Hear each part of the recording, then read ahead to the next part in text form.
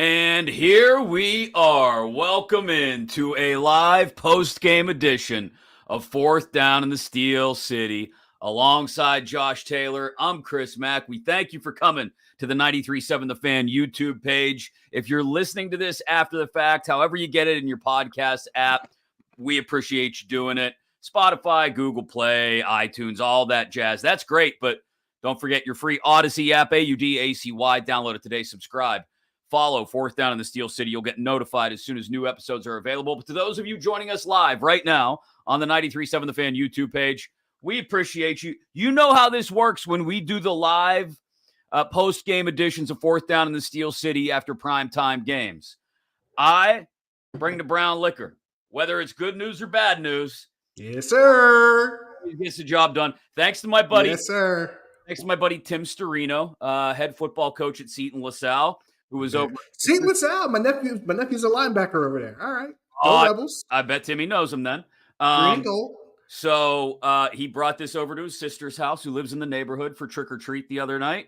And very nice. I don't know how there's some left over, but there's some left over, and I will use it to celebrate a 20-16 Steelers victory, Josh, over the Tennessee Titans. Have you brought the snacks, my friend? Oh, we have to keep the tradition alive. It started with what, Vegas? Was Vegas the first one? Or was Cleveland? Vegas was the first one? Or was it Cleveland? Cleveland was the first one. Yes. Then Vegas. Now Tennessee. By the way, they've won all 3 games. Oh, we got a trend. Barbecue. We got to bring the snacks. We got some vitamin water. Got some Halloween candy. I can taste them barbecue chips through the screen. Let's go. We got the snacks. Let's get it on, baby. Let's do this. Let's do this. Victory beverage. Let's crack this open. Very nice. Oh, cheers. That's good. Oh, that's good. Cheers. Oh, dear Lord. Very nice. My wife gets mad because when I drink bourbon, I snore. But oh well. I snore whether I don't drink bourbon or so. It doesn't matter. Mine hates me either way when I'm sleeping. So it doesn't matter. 20-16 over the Titans. They improved to 5-3, and I mean, this felt like, especially when you bake in all the penalties on both sides, that this thing kind of played out the way we thought it might. The Titans didn't quite lean in on the run game the way I thought they would early on. I was really surprised at that too. The Steelers come out and score their first drive touchdown since last December against the Carolina Panthers in Charlotte, and it is the first opening drive touchdown of Kenny Pickett's NFL career. And they looked good doing it? Yeah. What is happening? What is happening here? I don't know, but it looked really good. I'm going to say this. Let's get this out of the way first before we talk about any of the players, any of the plays, any of the calls, anything else. I don't care. Go ahead and say it. I know what you're going to say. I don't care if he does it from the booth. I don't care if he does it from the field. I don't care if he does it from the roof of AGH with a telescope. Matt Canada called a hell of a game tonight. There, it's done. I said it. Matt Canada called a great game tonight. There were for the second week in a row. He called a good game last week too against Jacksonville. And I'll be honest, it was especially, and you texted this in our group chat, Josh, during that final go-ahead drive. Balance. Finally, they found a run game, and they found some balance because they started Broderick Jones. Now, I'll admit, when I found out 6 hours ago or whatever it was, 8 hours ago, that Jones was going to start, but at right tackle and not left tackle, I was a bit confuzzled by the whole thing. But I said, you know what? If it gets him in the starting lineup, it gets him in the starting lineup. And they blocked really well tonight in the run game. There were I'm thinking maybe a handful or less of those plays where Najee or Jaylen Warren get stacked up at the line or behind the line. Remember when we talked about this, when Mike Tomlin first talked about Dan Moore and, if he was healthy, he might play. And we were talking about the decision to put Dan Moore back in the lineup because Mike Tomlin doesn't like guys losing their jobs because of injuries. Right. I said this then. I felt at the time that he was doing this to keep Dan Moore engaged. I thought it was for a particularly different reason. I thought he was keeping Dan Moore engaged because Dan Moore was going to be the one to move to right tackle. Little did we know he was keeping Dan Moore engaged because he was going to keep Dan Moore at left tackle and move Broderick Jones to right tackle. And you know what? After seeing one game of that experiment, I don't hate it so far. No. I don't hate that move. It worked. Broderick Jones blocking on that right side of the line benefited Najee Harris so much more than the alternative. You saw just how different that line looks when you have a guy who is a road grader on your strong side of the line. It made so much of a difference.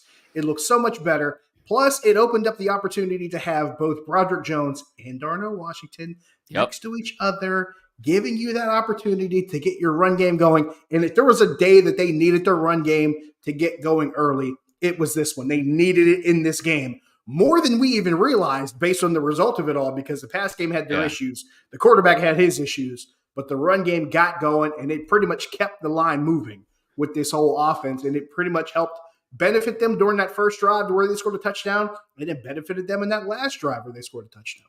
88 yards on 11 carries for Jaylen Warren, who I tweeted this.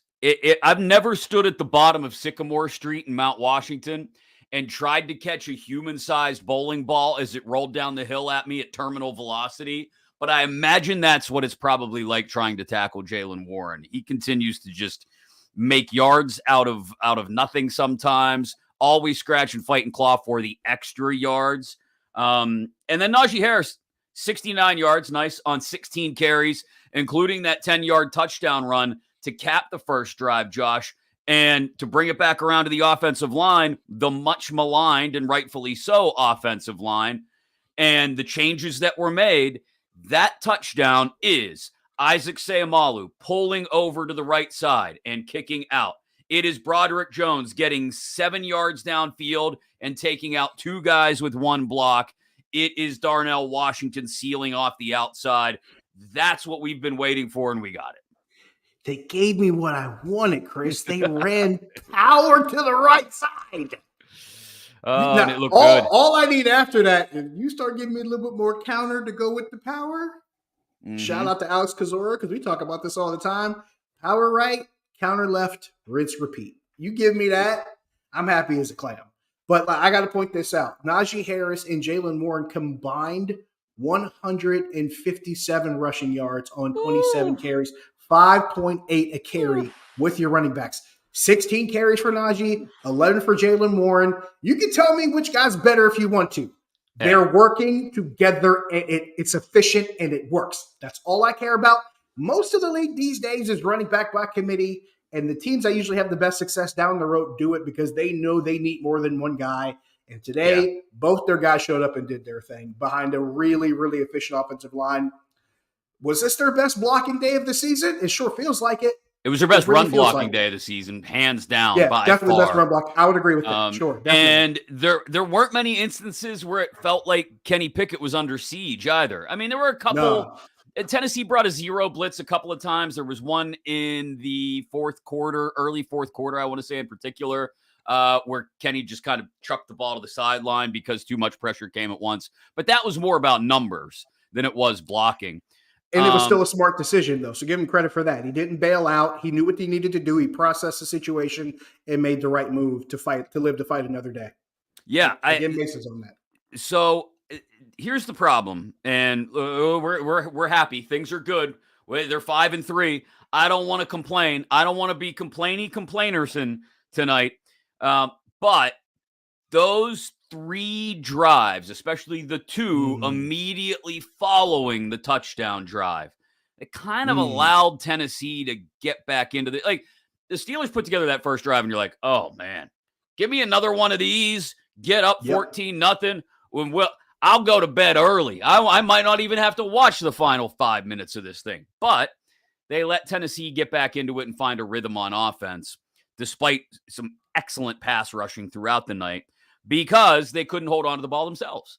2 3-and-outs on the following 2 drives. Kenny Pickett was 0 for 4 and some really bad balls on those 2 drives. He completely overshoots Deontay Johnson on one and George Pickens on another that just should have been nice little touch passes. He didn't have to throw rockets.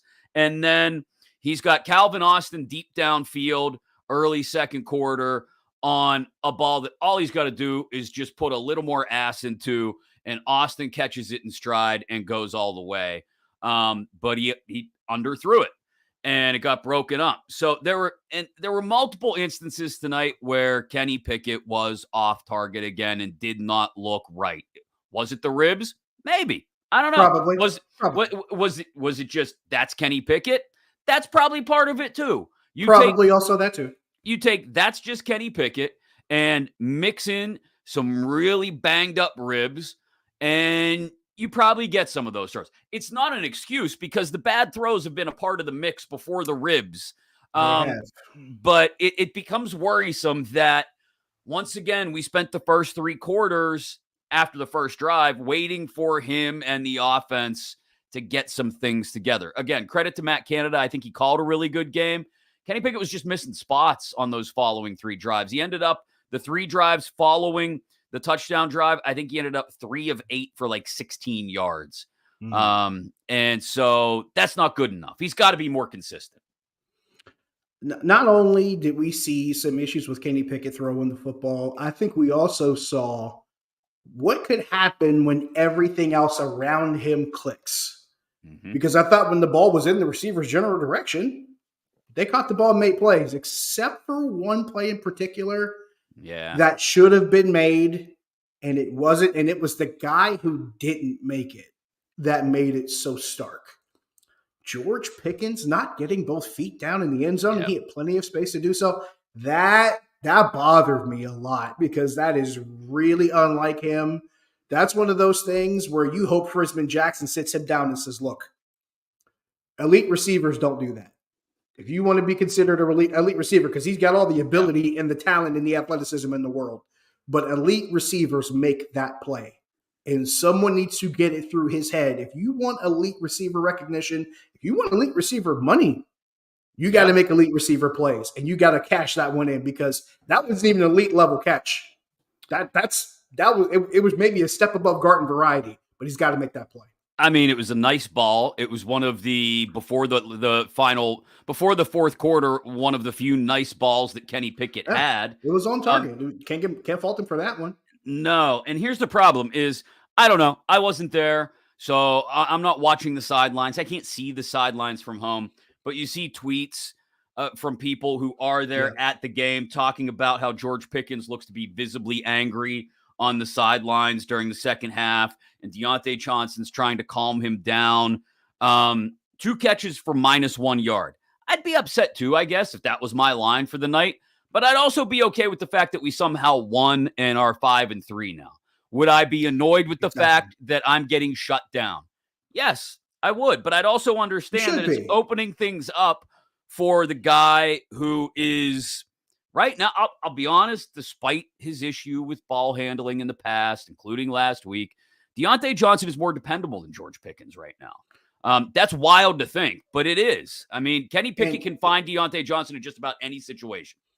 And he excels in the area that Kenny Pickett needs someone to excel in. We've been talking about this how many weeks now since he came back from the IR? Route running, short and intermediate, and third down. That's what you need Deontay Johnson for. Possession, man. Possession receivers. Look, I know a lot of people want the guys that go down the field, make plays, and they can burn everybody in the gym and the track meet, and that's fine. You still need possession guys that make plays when everybody in the stadium knows that somebody's got to make a play. Yep. Deontay Johnson has he's always had the capability of being that guy. He's always had the talent and the potential to be that guy. And he played like that guy tonight when Kenny Pickett needed him to. 7 catches on 9 targets for 90 yards and a touchdown. Touchdown for Deontay Johnson for the first time since Ben Roethlisberger was still this team's quarterback. So where are we? Some alternate. We're on an alternate timeline. Here we go. Greg, what timeline are we on? Where are we? Greg Finley, our producer, get your tip pad out. Where are we? Loki episode 5 dropped tonight, so that's why I'm asking the question. Are we in the TVA? What happened here? We're somewhere, but Deontay Johnson's we're in the alternate timeline where Deontay Johnson catches touchdowns, and I'm okay with that. I'm all right with it too. I'll hang out here for a while. I like it. Yeah, it's cool by me. I do worry about Pickens needing to be sort of soothed and calmed down. And look, man, you're going to get the attention. We talked about it leading up to the game. We said it makes a ton of sense for Tennessee to try to take George Pickens out of the game and make Kenny Pickett rely on Deontay Johnson. Now, if Deontay it's almost a common sense game plan. Almost. Yeah, absolutely. I'll take the guy who's going to get us, 9, 10, 11 yards at a time over the guy who's going to kill us with 2 or 3 big plays. Now, if Deontay Go ask Baltimore if they regret not giving him more attention. Right. If Deontay Johnson continues to do this, where it's 6, 7, 8 catches a week for 85, 90, 95 yards and a score here and there, well, guess what? Then people are going to start to devote some more attention to him, and things will open up for George Pickens. And if we see 5.8 yards per carry on 27 carries from the running backs, you'll see that opportunity open up for George Pickens too. Because guess what opposing defenses are going to start doing? They're going to start bringing that safety down into the box and trying to take away the run. Because this is something that they pointed out on the Amazon broadcast, and I thought was really, really smart. They were running against some really light boxes. Tennessee was really playing off. They were respecting the pass. They were making it a point to try to take that deep pass away because they knew exactly what George Pickens can do. Right. So to Pittsburgh credit, they took advantage of it and said, look, you're going to give us a space to run the ball. We're going to keep running it. They went George Novak on them. We're going to run till you stop us. At least, when it was necessary. But I like that from Matt Canada because Matt Canada he could have done anything else in the world. And we've seen him do some things that haven't made sense in times past. Yeah. But in this particular game, the run game, I think they knew the run game was going to have to take center stage here, at least to some degree. So when it came time for the run game to actually produce and be efficient, they did exactly what they needed to do. And that will open up opportunities for George Pickens as well, because defenses are now going to have to decide, okay, do we want Johnson to beat us? Do we want the run game to beat us? Or do we want the alien to beat us? And they're going to have to pick one. And then in a few weeks, you'd hope Pat Fryermuth's back in the mix as well. And that's just another level of comfortability, you hope, for Kenny Pickett in that he's got another target near the line of scrimmage that he feels comfortable dumping the ball off to when there is pressure. Although I thought he handled pressure, like we talked about, much better tonight than he has at any other point this season.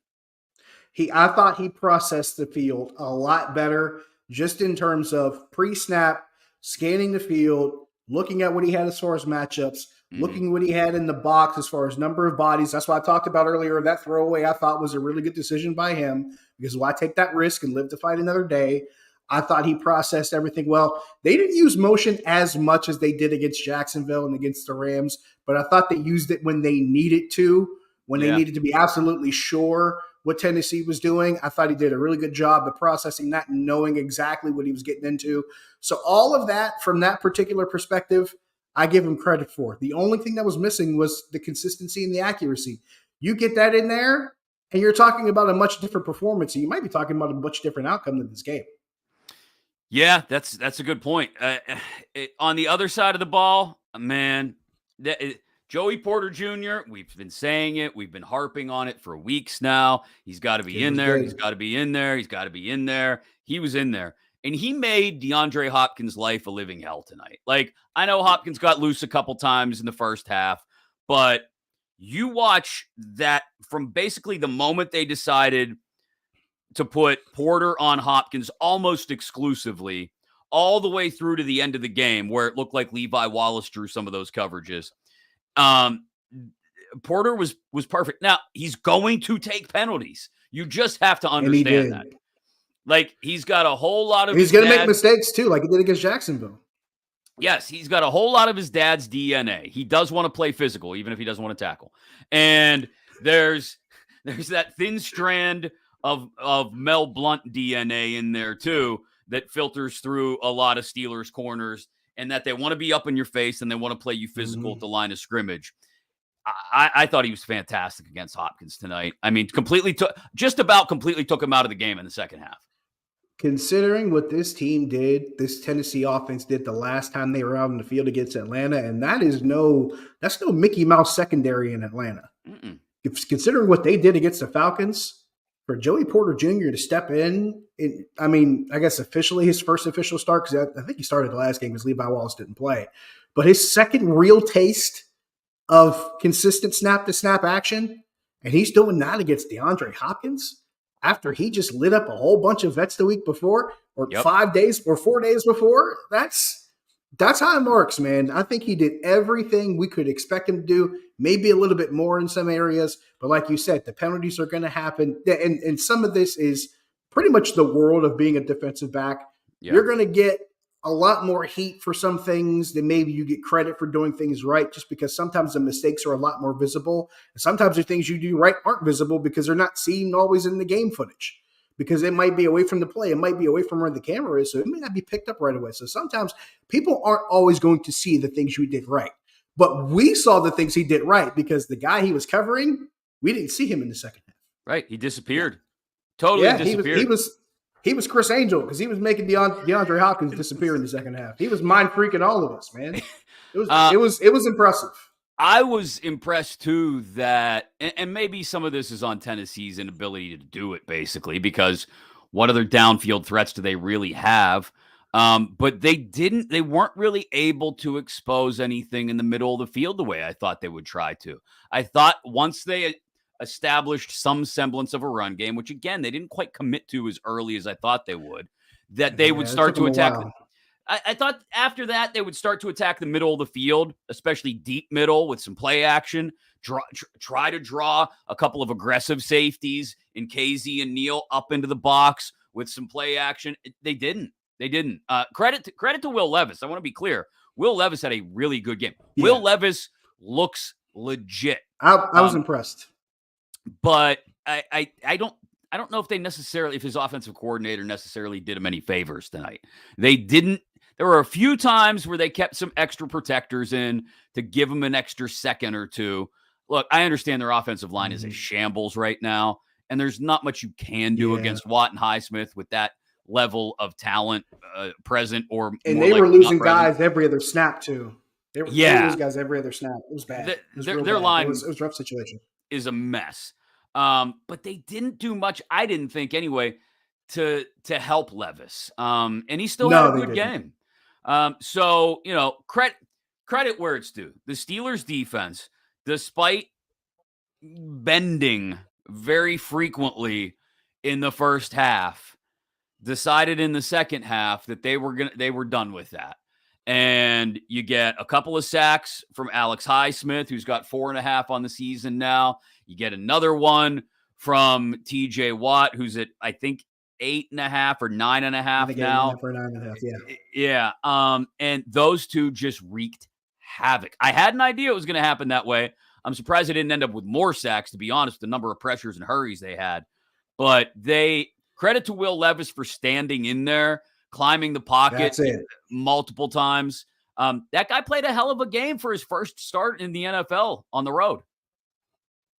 And he stood in and made some throws and took some shots after making throws. And it wasn't just the guys off the edge. Or a couple times guys on the interior got nearby him too, and he would get rid of the ball and took a shot. I thought that's one of the bigger marks for a quarterback, when you can do something like that in your second start, in your first road start, in an environment like that where you have – and they were talking about this during the game broadcast. Kurt Herbstreit called him, probably the best tandem pass rushing pair in the league. And you're standing tall against that group and staying in the pocket and making throws. And I mean, granted, you didn't complete all of them that you wanted to, but the fact that you're willing to stand in there and make that throw, not only is that something that we notice, not only is it something that helps as far as, when you do find a guy open and maybe making a play, because he did make some plays just by standing in the pocket and getting throws out. Mm-hmm. But that also goes over huge with the guys on your sideline.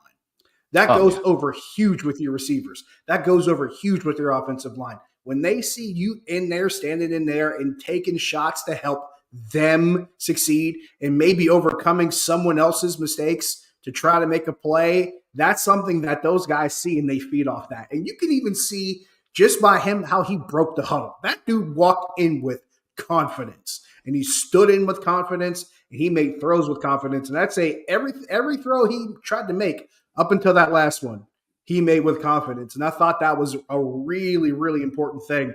And it probably kept Tennessee in the game for as long as they were in it. I'll be honest. I thought just after watching highlights of last week's game and the clips I saw from last week's game that he was going to walk in and not be able to walk in because of the size of his onions. I thought he was going to walk in and put himself in trouble in difficult situations because he was going to think he was able to do things that maybe he couldn't do, that he was going to write checks that he couldn't cash. But he stood back there. He took shots. He knew TJ Watt and Alex Highsmith were bearing down on him. Cam Hayward got in the backfield a couple times. Landon Roberts with a huge stick on Derrick Henry in the fourth quarter. Oh, he got in the backfield once or twice. The Steelers created havoc, and Will Levis, to his credit, did not blink. So that dude's going to be a problem going forward. I really think so, especially if they start to give him some quality weapons in the receiving game. Derrick Henry's not going to be around forever. D-Hop's not going to be around forever, but they've got a young rookie tight end. They've got some pieces they can start to put around Levis. If he stands in there and delivers more often than not the way he did tonight, they're going to win some of these games that are like the one they lost tonight. Again, I just don't know how many favors they did him. Back though to the run game, because it felt like early and at times that this thing might get away. Like Derrick Henry only ends up with 4.4 yards a carry, 75 on 17 carries. The Titans as a whole only end up with 105 on 25 carries, so 4.2. There were times where I thought, oh, man. I mean, there was a huge tackle by KZ at one point that kept Derrick Henry from breaking what would have been like a 70-yard touchdown run. He was going to be gone if KZ didn't trip him up. But they seem to clean it up. Like Fournette style 6 years ago gone against Jacksonville. Yes. And so I come back around to this, Josh. Like, as I watch this team week after week, and now they're 5-3, and it's like, my God, how are we here? But they're here. They continue to. We know how they're here, Chris. But continue. They do continue. Every week there are moments during the first 2 or 3 quarters where I go, "What are we doing? What are we doing, guys? What do we do? This? Oh, okay, here we go. Here's the 27th ranked rush defense in the league. Okay, here we go. Oh, here's Kenny missing people all over the place. Oh, here's this. Oh, here's that. And then in the fourth quarter, they inevitably find a way. And look, it's 5-3. It's not like they're steamrolling people, but this is exactly how they were built, to just stay in games and then pull them out late. And it worked. They won tonight without having to get a big play from the defense either. There were plenty of, nice plays by the defense, but they didn't need a huge turnover or anything like that in a crucial moment. They finally stopped bending. And I don't know. There's something to be said for, I guess, infuriating your fans for 3 quarters and then showing up in the fourth quarter. It's right there, dancing on the edge of torture. That's really what it is. I was talking to somebody about this probably earlier today, maybe, and I was telling them, I said, when you're a boxer and you're up against a guy who punches maybe heavier than you do, he's a bigger puncher than you, and you know that he can knock you out in one punch, you're not going to try to get in close and try to slug it out with him. No. You got to try to outlast him as long as you can. You got to stick and move. You got to dance. You got to stay out of range. You got to use your jab here and there. And I use this analogy week 1 with San Francisco. It just so happened they had a bunch of knockout punches. It just didn't work. Yeah. But in 5 of those 8 games, they've been able to use their jab, keep their distance, stick and move, take a few body blows here and there. And then when the time comes, you maybe catch one slip, maybe one, lean too far, and you get a good counter punch, and you land one square on the chin. And that's what they've been doing. Not just this season, not just last season. I'm going to go back to this. They've been doing this for the last 4, maybe 5 seasons. If you want to take it back to 2019. I know the 400 yards of offense stat goes back to 2020 in week 2. For me, this whole defense and what they've been doing, it goes back to week 3 of 2019 for me. They've been doing this for almost 5 full seasons. And people still wonder, well, is it sustainable? Folks, they've been doing it for almost half a decade, and they're winning more than they're losing. I think somewhere along the line it's working. It may not be what you want. It may not be what you like. It may not look cute and sexy on a highlight package, and it may not be great for clips on Twitter. I get all that. But you know what? Style points only matter in the FBS. This level, winning is hard enough. And they don't look at how you won. They don't look at how much you won by. You know what they look at when it comes to the playoff seeding and who wins the divisions? How much did you win? Yep. Not how you did it, just how much you won. Not who you beat, how much you won. How many W's? What's the number under the W and what's the number under the L? And that's how now, if you have Now, if you have the same number of wins as another team, then they might have to go to, well, how many teams did you beat in your division? Right. Then they might have to go to how many teams did you beat in your conference? Then it gets down to how you won. But which, by the way, they're what, 4-2 in the conference now? 4-2 in the AFC? Yeah. They're doing that too. How about this?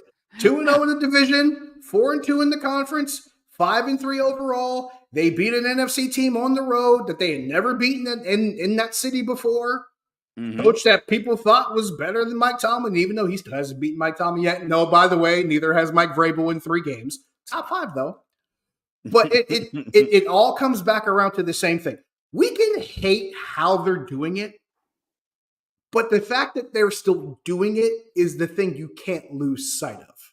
So they're 3 now overall, 2-0 in the division, 4-2 in the conference. They're doing the small things right to get the numbers that matter, whether you like it or not, whether you like how or not. This is what they're doing. This is how they've been doing it, and it's been working for a while. Will it stay that way? I don't know. But if they have to resort to this, then they will. And it's worked more often than not. I mean, it worked against Tennessee. It worked against Cleveland with a little help from a Nick Chubb injury. I know. It worked against Baltimore. Yeah.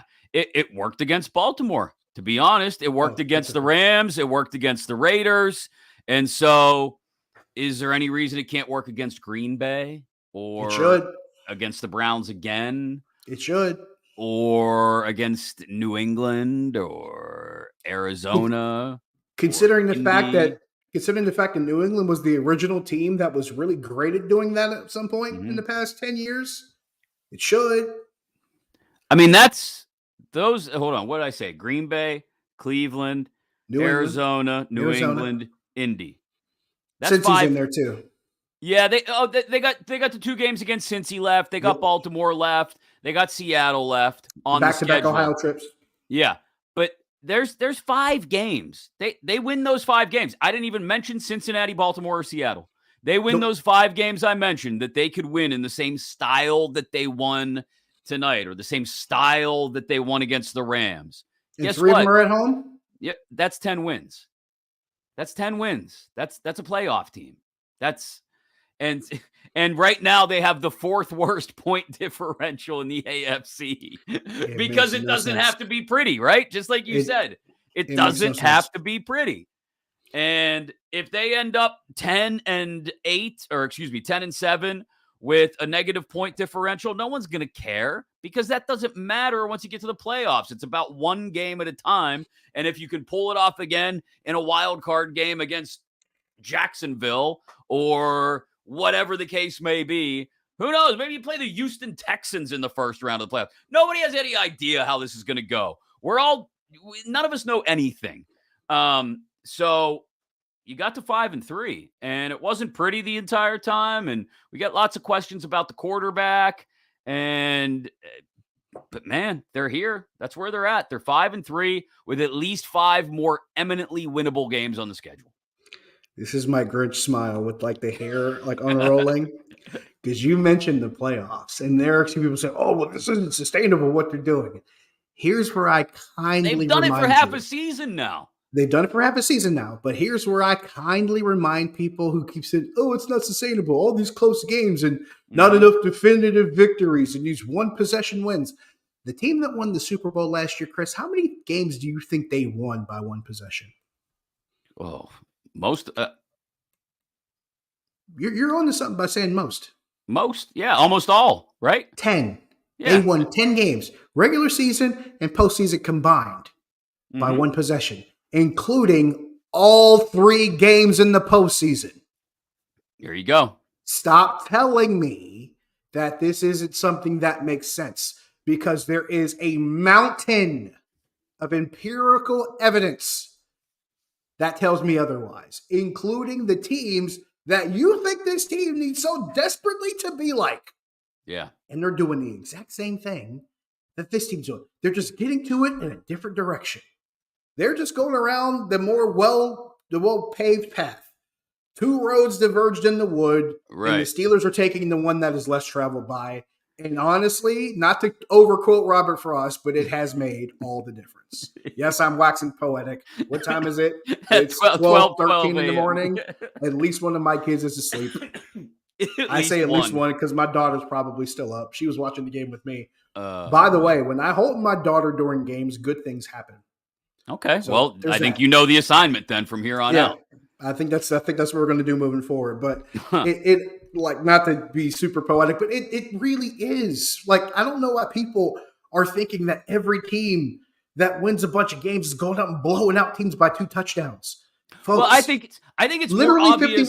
51% of games in like the last 12 or 23 years have been a margin of between 1 to 8 points. Literally 51% of every game since 2000 has been a 1 to 8 point margin. And it's more obvious than ever when you look at the standings this year around the league that there is no one dominant team. Like, okay, the Eagles are the one team that only has 1 loss. Great. They're it. And they're 7th in the league in point differential. Like, Buffalo, who's first in the league, they're 5-3. Guess who else is 5-3? The flipping Steelers. So, look, if you want to pretend, look, we'd all love to have a Joe Burrow or a Patrick Mahomes, an electric quarterback who can take over a game and put up 400 yards and 5 touchdowns and all. We'd all love to have that, but they're so few and far between that a handful of teams have that kind of guy. Right. So what about everybody else? And we'd all love to go, 13-4 or 14-3.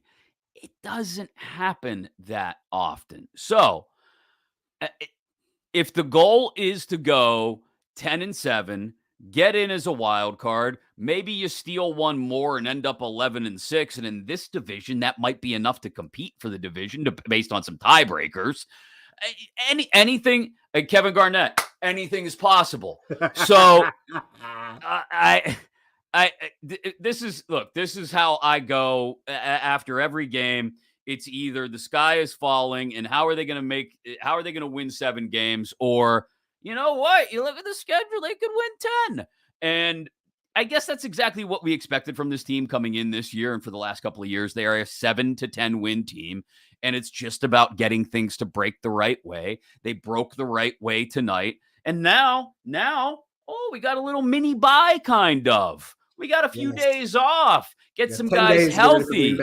Yep. Get some guys healthy. Get yourself prepared for the final of these 3 games in a row at home against a quarterback who's another young quarterback. And this one's struggling mightily, Jordan Love. You could really do some things to him that make his head spin.